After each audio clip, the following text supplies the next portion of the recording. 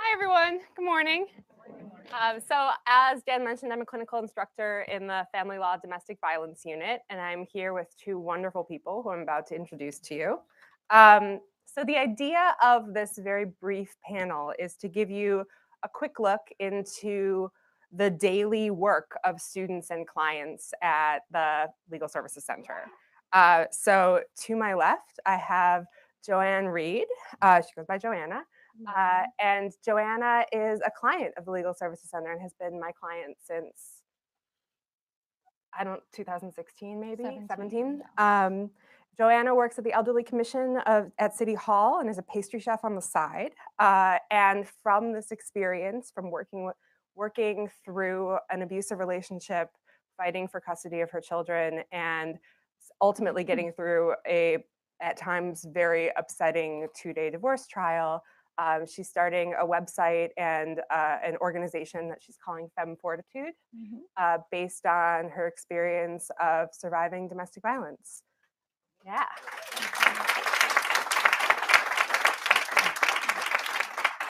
So throughout our conversation, there is a sign-up sheet going around for folks if you want to be kept in the loop about when that website is going live and the related products are going live. And I'm sure at some point you'll get to that more specifically.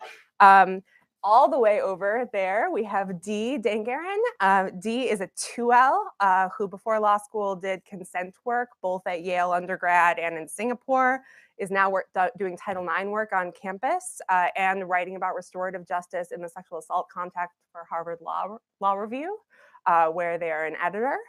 And they also have done TAP and PLAP, and most importantly to me, was a family law domestic violence student and was the student attorney on this case for quite some time. So the two of them are here to talk about their experiences. I'm going to try to talk as little as possible. However, I promise to quickly tell you what the basics of the case. So Joanna came to us having already gotten for herself a restraining order. She came to us through the medical legal partnership that we have with Brigham and Women's Hospital.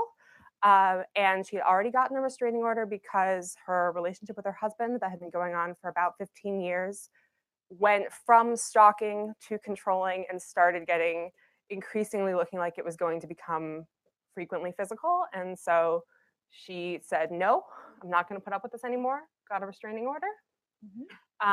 And began the process of fighting for her children and fighting for a divorce.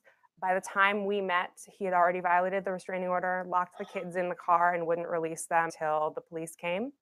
And that just started a long process, which Dee and Joanna are going to talk about a little more. Thank you. So when I got involved, I was actually the third student attorney on the case. We only spend, I don't know if this is an issue, we only spend about a semester each. And so I had to kind of pick up the pieces where other students had left them. There are wonderful kind of transition memos that I read and kind of read the entire case file before we met for the first time. And that was actually for the 1-year restraining order extension. And it was the biggest trial of my semester in the second week I was in the clinic. So when we met, I don't think you knew how nervous I was. Nope. But we met really briefly, right, at a cafe beforehand.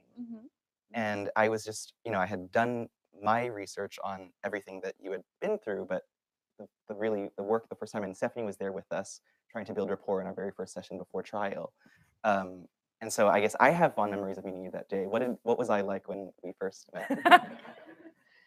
So when I met Dee for the first time, it was as if they already knew my case, as if they've been with us the entire time. I was very comfortable, and I had an immediate connection to them. And it took a lot of my nerves away. So I felt very comfortable as long as I had Stephanie there, I always felt comfortable. And this particular time, Dee was going to take the lead. And I was like, but I felt very comfortable. I felt like I was very well represented. I felt safe. I can't tell you how grateful and blessed I felt that my case was taken here. I felt when I walked in here, I will tell you the first time I walked in here, I was literally scared out of my mind. Yeah, we met in this room. We met in this room, and I was so happy that she took my case. Sorry. No problem. So I would say each time that I walked into this room for meetings or catch-ups, it just felt like a safe haven. And I just want to extend my appreciation. Yeah. Well, I knew from the very first meeting that I was working with someone who was in control of the case very much so from the beginning. I was taking your lead, right? And so I think my goals going into that first restraining order extension included getting to know what the current status update was, learning more about what was happening with the kids and with him, and just learning about the ongoing conflict and where like the status update, right? And so that was really the goal going into the restraining order hearing. And then I think it was about direct examination prep and getting the cross-examination ready. And it was, again, going to be a pretty full trial. And in the end, he didn't show up. He didn't show up. And so we were prepared for, I think, battle. And in the end, it was a sidebar conversation with the judge. And before we even asked, she granted A permanent restraining order just from reading the files. And we didn't even believe that I didn't know that was even an option. I was just hoping for another extension for another year. And it was good to see that the judge, by reading everything, felt a permanent restraining order was needed. Yeah, at that point in the case, I think you really still needed validation that this was severe. Right, that it was a serious. thing and it wasn't in my mind. And that's the hardest part. But I would say that by the time D came on, all the time working with other students and working with Stephanie, I was at a much stronger place. It was more like, yes, this is my right. Yes, this is not right. This is not okay. And I was more at a stronger place with myself. Yeah. It was a relief to know that the judge could see that the exhibits that we put together, and I think she asked you a couple of questions, right? But it was really what we had written in your affidavit that made her convinced that it was the right time to grant a permanent restraining order.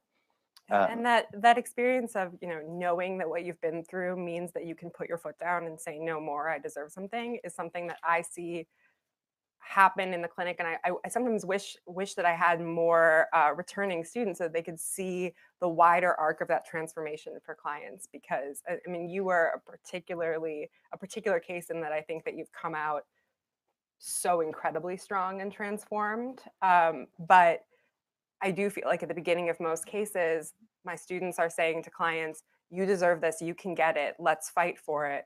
And by the end, the clients are saying to the students and to me, don't you think we should push a little harder? Don't you think, I actually feel like we can get even more than that, which is great. Yeah. And I think purposefully, we didn't talk about exactly how long it could get extended because we didn't want to, I guess, raise expectations and think it could be permanent and then end up with a 1 year or a 2 year extension. And so we were very surprised when that was the result. And so thereafter, everything continued, right? I had, as clinical students here, we have multiple cases at once, like any legal services attorney. So I had 3 other cases at the same time. And as I will tell Joanna, right, like it was a lot of prep work constantly. Every day I was in here only 16 hours a week. And I felt like every day I was either preparing for trial or going to one.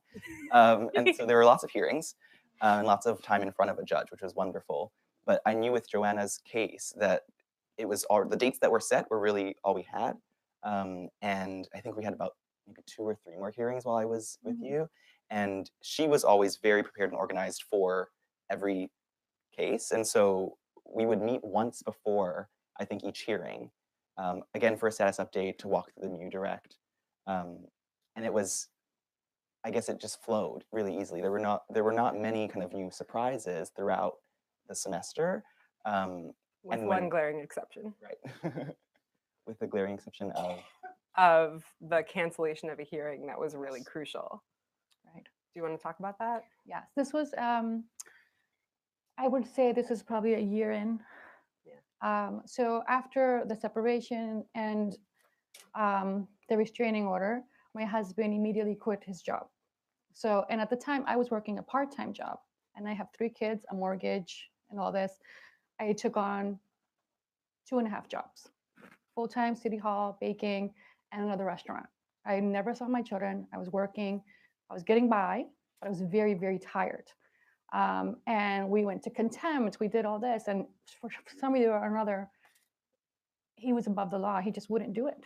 And I should say that he immediately started using the fact that you had to work 2.5 jobs against you, Right. constantly emailing and calling me and saying, who's with the children? Why can't you parent the children?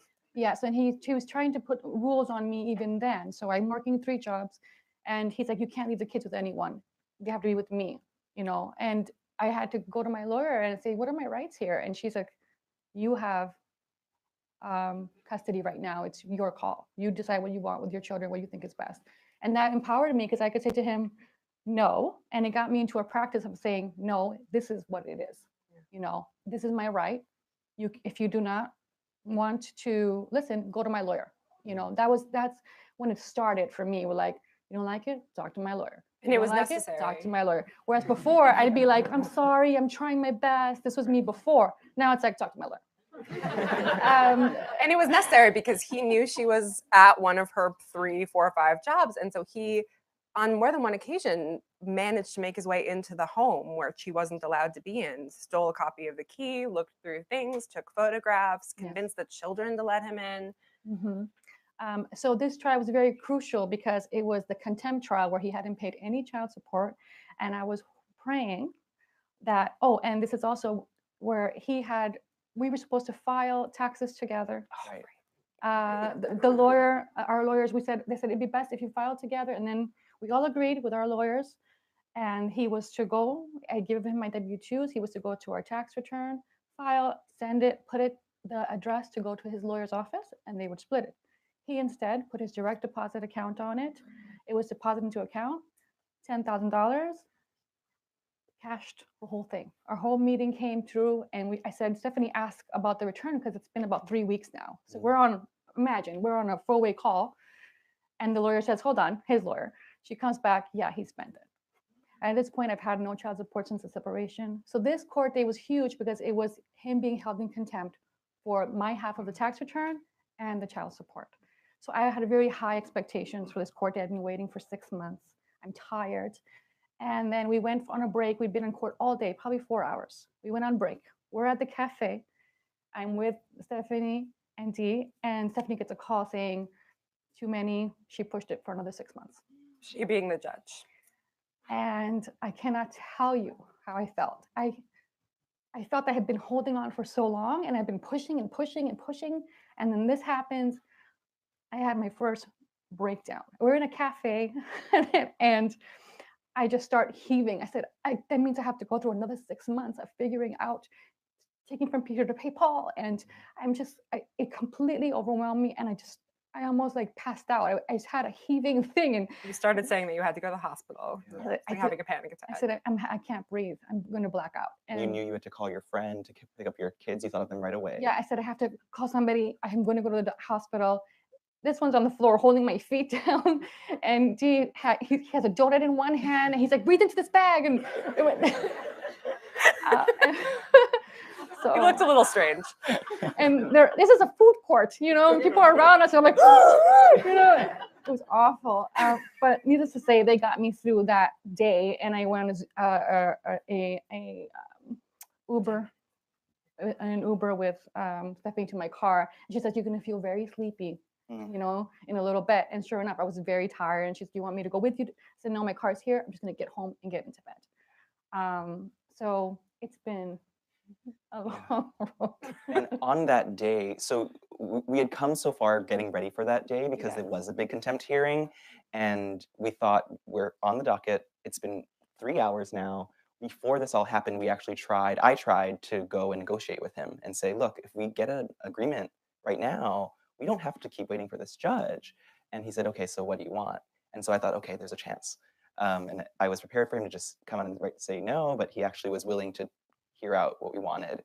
And I was listing what Joanna had asked for, and he just cut me off and said, no, there's no way. And he flipped it, and he wanted everything, of course. And it was just interesting seeing my attempt at, I'm running about restorative justice, and it was kind of my attempt at negotiation, mediation. At certain points throughout the semester, the attempts kind of worked, right? Probation is important, and it's good to try to hash things out before you see the judge. But in this instance, he was not at all trying to engage with what Joanna wanted. And so I brought that back, and she said, of course not, right? Like, it's ridiculous that he thinks in his mind that he still has the better argument here. But we tried our best to negotiate there, and it was sad that it didn't work. I wasn't there for the trial because it was after my semester, but I'm assuming, because I know the case, that you had the better argument there. How was the final trial? Awesome.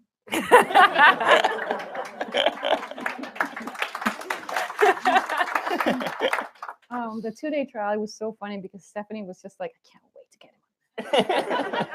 You know, and I won't lie, I was extremely anxious because I was going to be on trial, and I knew his whole family was going to be there, and they're all on his side, and they're looking at me, and I have to share all these things from the beginning of the marriage to the abuse to everything. And I knew what his angle was going to be, because before separation, he says, if you ever leave, I will paint you as a bad mother in front of court. I will take the kids because I have more education than you. These are the kind of tactics that I'm learning now after the abuse, and learning for femme fortitude, the tactics that they use. So I knew what his arguments were going to be. They weren't many, but they put me on the stand. And one of the things I told Stephanie, I was like, the most important thing for me is I am not to cry. I am not to cry. And she goes, you can cry if you want to. It's okay. And like, help. I was like, no, I won't give it to him. I felt angry and determined. I felt like that was my moment to stand up to him, because it's the first time he's going to be facing me. He's right across me. And I will tell you, while they were questioning me, he's just glaring at me, just like this, just like that. And I literally just looked right back at him as I'm answering his lawyer, who's here. I'm over here, I'm looking over here. And she would ask questions, and I had direct answers. And the judge, I know, can read in my file, my story from 2 years to now has been consistent, because that's what happened. Right. That's what happened. And I killed it, basically. Yeah.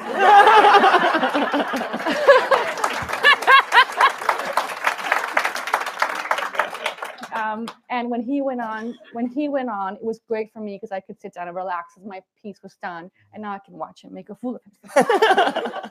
So basically, when he was asked questions, he wouldn't answer with details about what happened that day. Please explain to us what happened on the day of blah, blah, blah. This is his answer. Well, the sun was shining. There were clouds. We were all elated. This was his thing. And I could tell the judge was like, just get to the point, It went really well. The trial went really well. I'm glad it was over. I'm glad it was very empowering for me, I would say, because I felt like I stood up to myself, to him, and I showed him that he no longer had control of the situation, and I was no longer fearful of him, and I was sure of myself. And so it was a huge day. Great day. Awesome. And I called Dee the second you got out to say how amazing you had done. And I think I called and said the trial just ended, and Dee said, "Oh my God, how was she on direct? How was she? Was it amazing? Was it amazing?" Because they knew that you were going to be amazing. It was great. And I guess a part of me was grappling with going to the trial. It was during my J term. I was in another clinic, and I knew that I think a hard part of being a clinical student is letting go and saying, okay, I can actually write my closing memo, pass this on, right? Like, a part of the work for me as someone who came in with like a long set of years working on survivor issues myself, I knew that it would be hard for me to take on these cases and just literally wrap them up in 4 months. But I was looking forward to the experience of saying, okay, I can compartmentalize my own work and issues and make this about the client.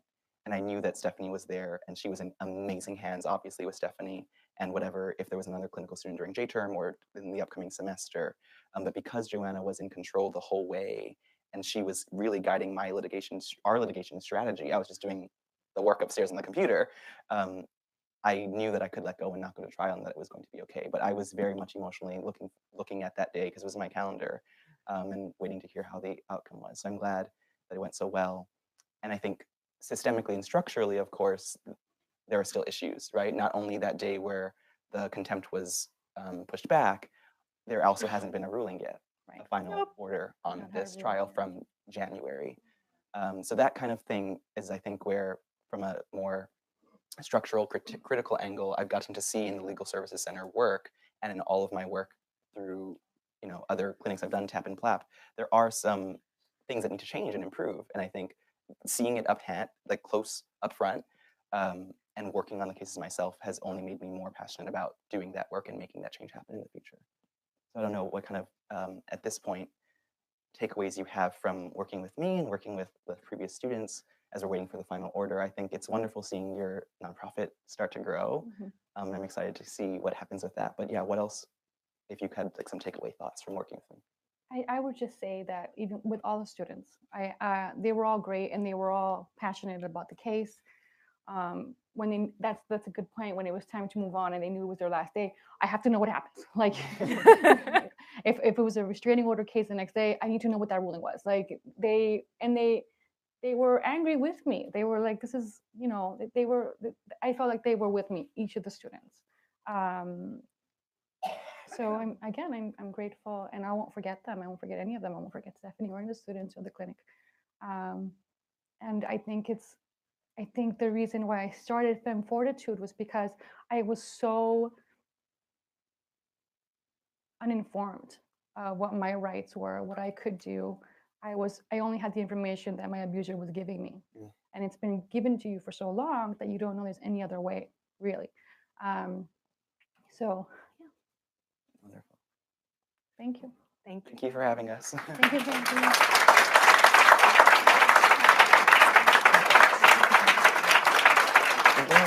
No Q&A. I don't know. There's no Q&A, right? Okay. 1 minute. Oh, One question. Oh, there's a question. Did you ever wonder or talk to your lawyers about the fact that he was represented by counsel, right?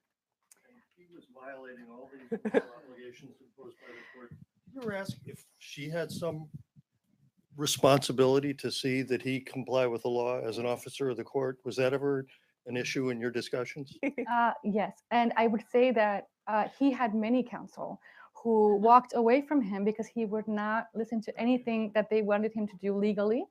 For him, it wasn't important. As one of his lawyers said, he was not worried about what he had to do legally. He was worried about where Joanna was, what she's doing, who she's with, find out where she is, track her phone. That's what he was worried about. And he was violating many, many rules. And he had 3 lawyers walk away from him.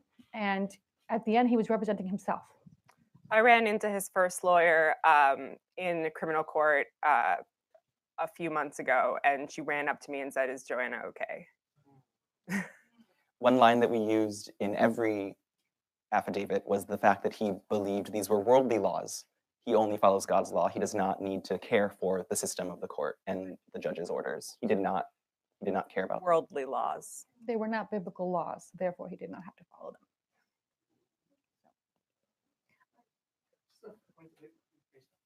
Is it typical that a judge is not issued an order after this many months in a case that is as egregious as this? And I assume that means you're not getting support still, and So, like temporary, just so striking to me. it is not typical were it after a temporary orders hearing, for a judgment, for the wait time for a judgment, it is certainly beyond the guidelines as they've been established by the probate and family courts. However, because the probate and family courts have been low on judges for so many years, although it's starting to get a little better, everyone kind of knows it's an open secret in the court that these timelines are just not getting met.